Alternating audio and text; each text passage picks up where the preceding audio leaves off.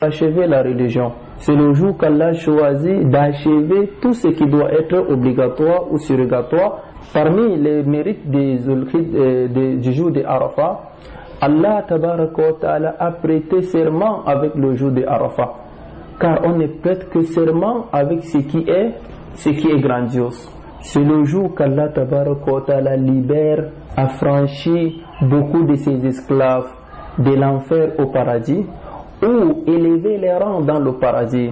Et c'est le jour qu'Allah tabaraka wa ta'ala va se vanter de ses serviteurs pieux, les êtres humains devant des anges.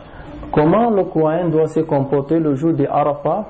La première des choses est d'abord de jeûner le jour de Arafat.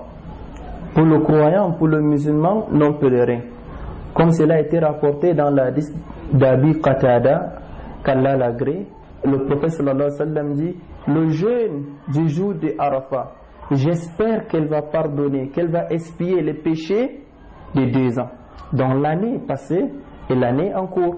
Donc ici nous voyons jeûner le jour de Arafat pour la cause d'Allah tabaraka wa ta'ala, chercher son agrément avec plein de piété, avec sincérité, avec la suivi du prophète sallallahu alayhi wa sallam, c'est effacer, expier les péchés qui ont été faits pendant l'année passée et l'année en cours.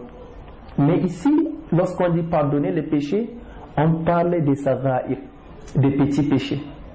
Donc quelqu'un ne prétend pas que le shirk, l'association en gênant, celui qui visite un charlatan ou celui qui croit à ce qui ne vient pas d'Allah, à la parole d'un voyant, à une autre chose, mais qu'il ne prétend pas que le jour de Arafat, jeûner le jour de Arafat va pardonner ses péchés.